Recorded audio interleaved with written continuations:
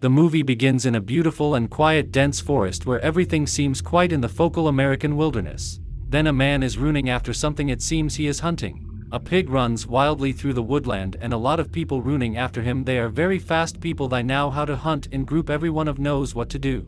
They own a lot of old deadly tools and know how to use these tools well. They are all running like crazy and the pig doesn't want to give up, but they after him till the end.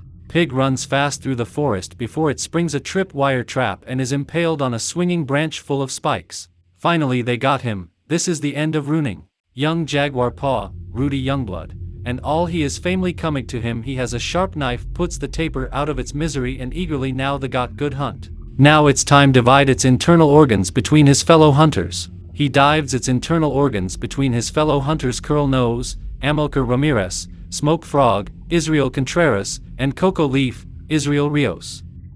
Blunted, Jonathan Brewer, receives the tapir's testicles as the brunt of a joke since he and his wife have yet to have any children. When he receives the tapir's testicles he starts to eat it, but he did not like its taste and looks weird, so everyone looking at him he looks so funny and start laughing, but he did not like that, so he got angry. Jaguar Paw's father offers some remedial help, giving Blunted some red leaves to use. He told him to put these red leaves his banana before sleeping with his wife. They are soon interrupted by a band of refugees passing through the forest, looking downtrodden.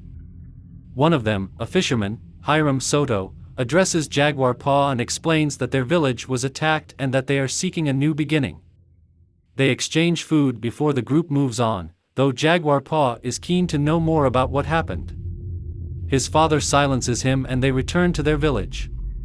Blunted returns to his wife, Skyflower, Iazu Ilarios, whose mother, Maria Isabel Diaz Lego, impatiently tells him to hurry and give her grandchildren.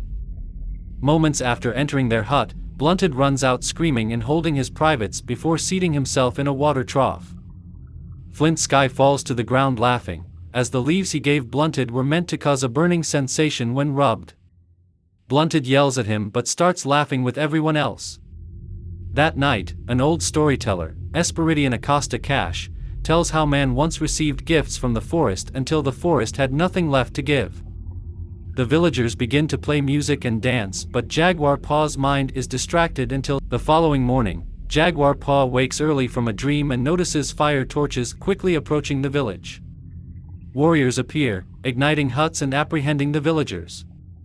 Jaguar Paw takes his wife and son and puts them in a deep cistern to hide. He ties a rope to a nearby rock so that they can climb out again before running back to the village to help, killing a raider along the way. However, the village is soon overrun.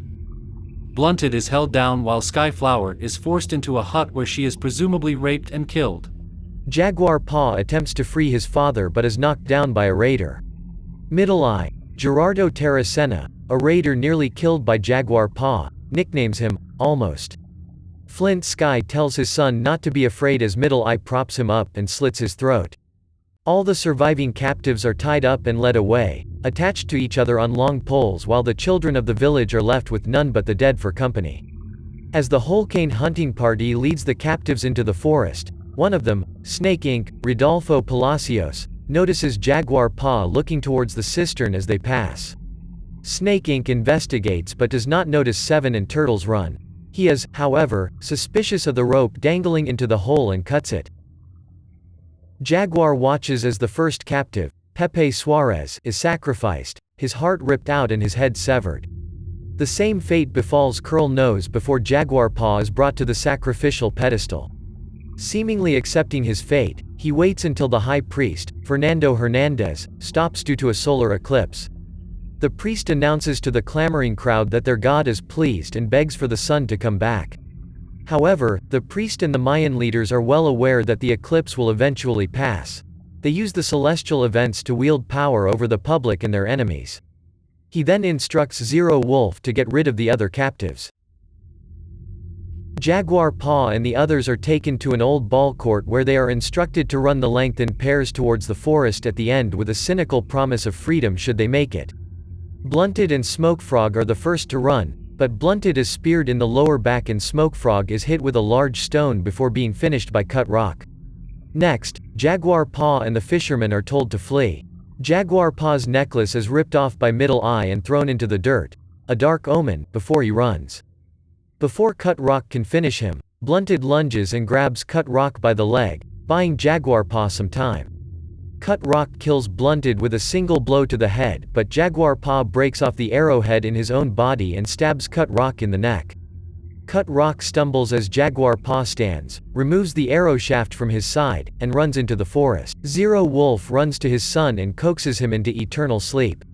As his son dies in his arms, Zero Wolf takes back his dagger and puts his son's necklace into his belt before running after Jaguar Paw, bent on revenge.